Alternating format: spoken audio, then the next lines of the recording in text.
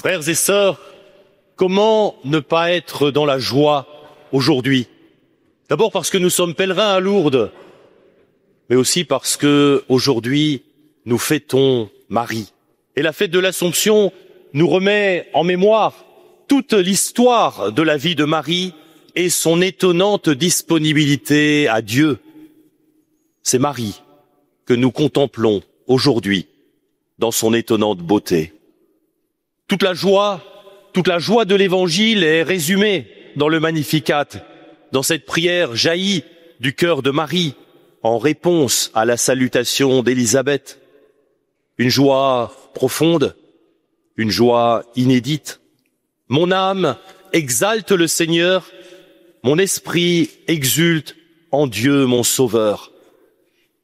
Alors aujourd'hui à Lourdes, mais dans le monde entier, la proclamation du Magnificat nous parle, et l'évangile que nous venons d'entendre habille nos vies de Dieu tout entier.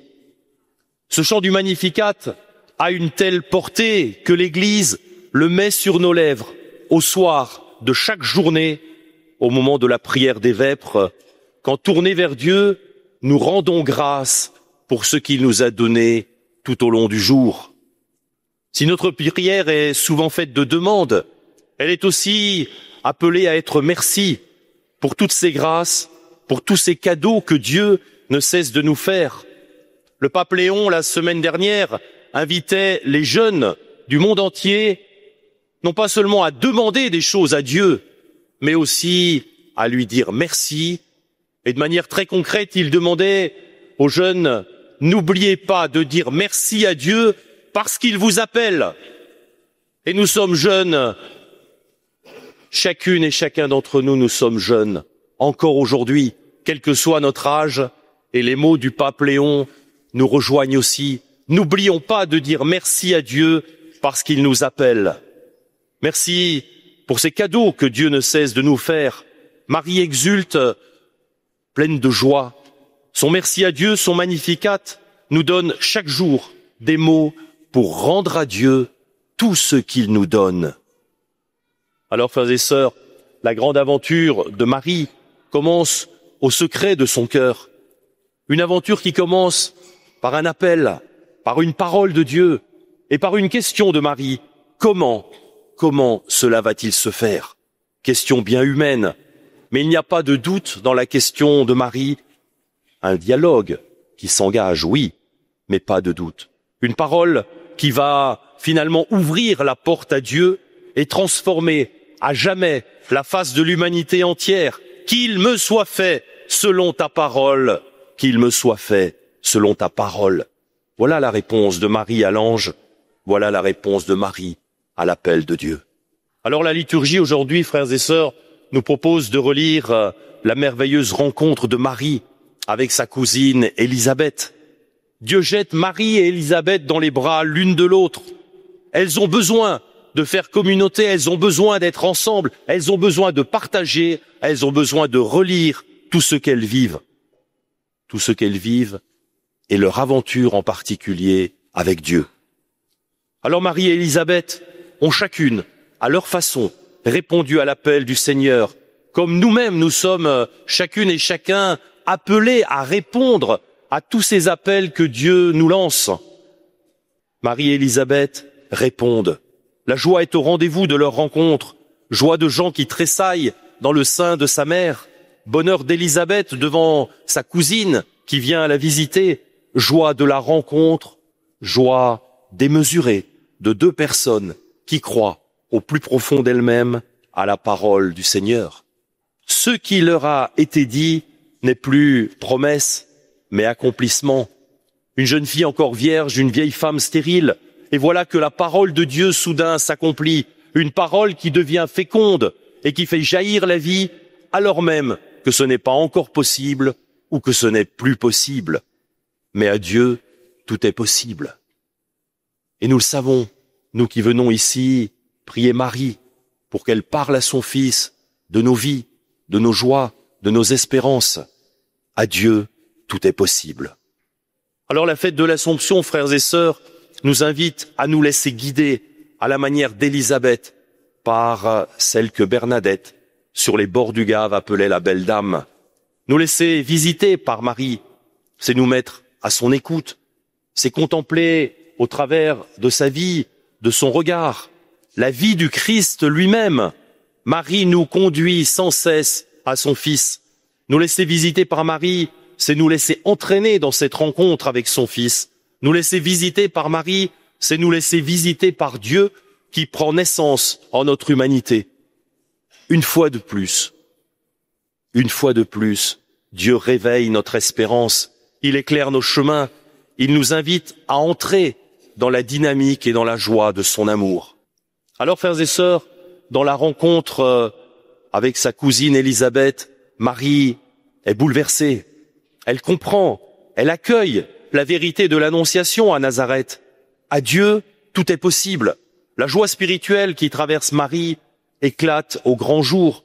L'irruption de Dieu dans sa vie tout entière, n'est pas vaine. Son oui va lui donner de contempler bien des événements et des actions de Dieu. Son esprit déborde de joie et c'est cette joie qui nous rejoint, c'est cette joie qui nous touche, c'est cette joie qui relance aussi notre marche comme pèlerins de l'espérance au milieu de cette année jubilaire. Dans son Magnificat, Marie va dire tout ce que Dieu peut faire pour nous. Mais n'allez surtout pas imaginer, frères et sœurs, que Dieu n'aime pas les riches ou les orgueilleux. N'allez pas imaginer non plus qu'il est plein de sollicitude pour les petits et les humbles, les pauvres et les affamés. Le cœur du Magnificat, c'est la miséricorde, l'amour de Dieu, le pardon et le sacrement des malades que nous avons vécu nous rappellent toute cette miséricorde de Dieu qui est proclamée, vécue sans cesse et sans cesse, jour après jour, ici à Lourdes, tout au long de l'année, par des pèlerins. Le cœur du Magnificat, c'est la miséricorde. Voilà la phrase centrale du Magnificat. Voilà aussi le résumé de toute l'histoire du peuple de Dieu, le résumé de toute la Bible. Marie connaît l'histoire de son peuple. Marie est marquée par l'histoire de son peuple. Malgré sa jeunesse, elle sait tout ce que Dieu a déjà fait pour son peuple et elle imagine, et c'est son espérance, elle imagine tout ce que Dieu pourra et fera encore et encore pour son peuple. Le cœur du Magnificat, c'est la miséricorde. Par sa miséricorde, Dieu libère les riches de tout ce qui les encombre. Ils ont enfin les mains vides pour recevoir. Avons-nous, frères et sœurs, ici, à Lourdes, les mains suffisamment vides pour recevoir tout ce que Dieu, tout ce que Marie, tout ce que Bernadette nous confie et nous donne? Par sa miséricorde, Dieu prend aussi soin des oubliés de la vie. Les oubliés de la vie, c'est petit, c'est tout petit, que nous oublions trop souvent. Ces oubliés de la vie, comme les appelait Saint Jean-Paul II, par sa miséricorde, Dieu prend soin des oubliés de la vie et il les comble de tous ses bienfaits. Alors Seigneur, continue de faire des merveilles en nos vies. Fais des merveilles comme dans la vie de Marie et d'Élisabeth qui accueillent ta parole. Notre monde, frères et sœurs, a besoin du Magnificat de Marie parce qu'il nous apprend à dire merci à Dieu, à le chanter, à le louer, à lui dire merci. Est-il, frères et sœurs, plus belle et plus forte parole d'espérance que ces mots de Marie quand ils nous rejoignent jusqu'au secret de notre vie, dans des moments sinueux, heureux, malheureux, mais aussi dans des moments de grand bonheur. Le Magnificat, les mots de Marie, nous rejoignent au plus secret de nos vies et nous donnent le courage du pas suivant à la suite du Christ. Frères et sœurs, aujourd'hui à Lourdes, demandons la grâce que la rencontre de Marie et d'Élisabeth inspire chacune de nos rencontres pour que toutes les rencontres que nous pouvons vivre avec nos compagnons d'humanité soient des rencontres qui disent la paix et la joie. Demandons aussi à Dieu et à Marie la grâce que les rencontres que vivent les dirigeants de nos peuples soient au service des habitants de la terre, soient au service de toutes les nations, et que les rencontres entre les dirigeants des peuples donne des fruits de paix, d'espérance, et fasse éclater la joie dans des peuples qui aujourd'hui sont encore en guerre. Frères et sœurs, prions pour la paix.